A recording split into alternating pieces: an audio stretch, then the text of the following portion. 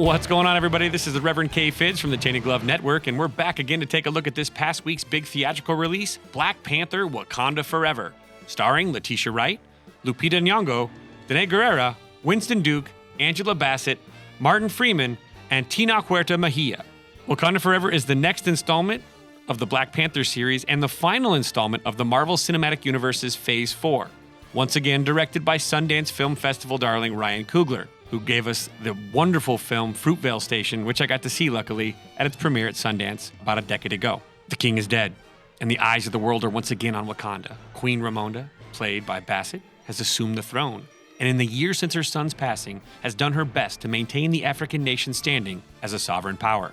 The only known nation to have it, Wakanda remains rich in vibranium, the mystical ore used to create cutting-edge weaponry and tech, and refuses to share its resources with their allies. The U.S. government begins a vibranium tracking operation in the Atlantic Ocean, but is mysteriously thwarted by an unknown power, the people of Talokan, the underwater empire home to the only other wellspring of vibranium on Earth. Namor, played by Mejia, is their leader who is hell-bent on keeping Talokan's existence a secret.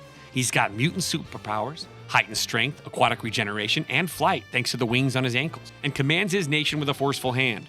The mining operation threatens to expose his oceanic utopia, so he devises a plan to stop it. Kill the genius scientist, Riri Williams, who built the vibranium tracking device, and align with Wakanda against the surface world. But Wakanda refuses, and the two nations find themselves at odds, starting a war for all sides, setting the stage for the film's multi-layered conflict.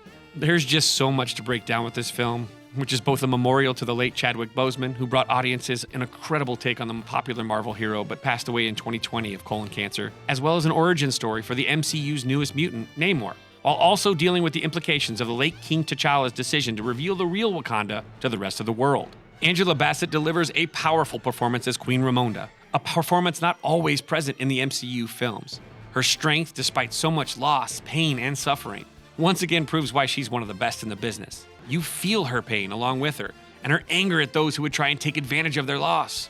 Her UN speech and her speech to the Wakandan Council may even garner her an Oscar nom for Best Supporting Actress. Lupita Nyong'o gives another consistent performance as the late T'Challa's lover, Nakia, while Danai Gurira brings a great deal of intensity as Okoye, leader of Wakanda's Crown Defenders. Winston Duke as M'Baku delivers a comic relief and heart to his performance as the leader of Wakanda's mountain tribe, the Jakari. The only performance that left me slightly disappointed was Letitia Wright as the new Black Panther Shuri. In smaller role, in moderation, as Shuri in the first Black Panther film, she was fine.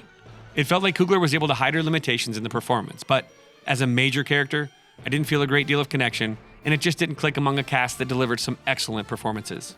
Mejia's performance as Namor clinched one of my favorite new MCU characters. An anti-hero who makes decisions based on protecting his people, Mejia turns in another great performance in the role of Talokan's protector. Now, in the comics, Namor is known as the Submariner and hails from Atlantis, but was changed to kind of avoid DC comic confusion with Aquaman. In this film, Namor leads Talokan, who refer to him as the feather serpent god Ku Klux Klan. He is relentless and the second mutant introduced along with Ms. Marvel earlier this year, opening the door for the X-Men to enter the MCU. In a smaller but key role, Dominique Thorne gives a wonderfully likable performance as Riri Williams, aka Ironheart, a brilliant MIT student from Chicago who reinvents Tony Stark's tech to create a suit similar to his. I look forward to seeing where she takes this character. In this film, she plays quite the contrast to the seriousness of the Wakandans with that Chicago attitude on full display. All in all, to me, this is a top 10 entry into the MCU, in my opinion. It has a lengthy runtime at 2 hours, 41 minutes that doesn't feel that long when screening. The visuals are excellent, the fight sequence is epic, and all of this while honoring the memory of Boseman and his Black Panther. The film grossed $330+ million worldwide opening weekend, setting all sorts of November records for both North American releases and IMAX. Most Marvel fans will delight in this film, as I did, as it opens up the MCU for so many more interesting storylines as they move into Phase 5 of the cinematic universe Marvel and Disney have created the last 2 decades. And that'll do it for our look at Wakanda Forever. Join us next week as we take a look at the latest releases in film, including the culinary suspense The Menu, as well as Spirited, the Ryan Reynolds, Will Ferrell comedic spin on Charles Dickens' classic A Christmas Carol. Until then, please have a great week and make sure you like and subscribe to our YouTube page and follow us on Twitter at Tainted Glove. You can also follow me on Twitter at KFidds, as well as our sibling show, Yumper and Swo at the show, at Yumper and Svo. Thanks for tuning in, and we'll see you next time. Have a great day.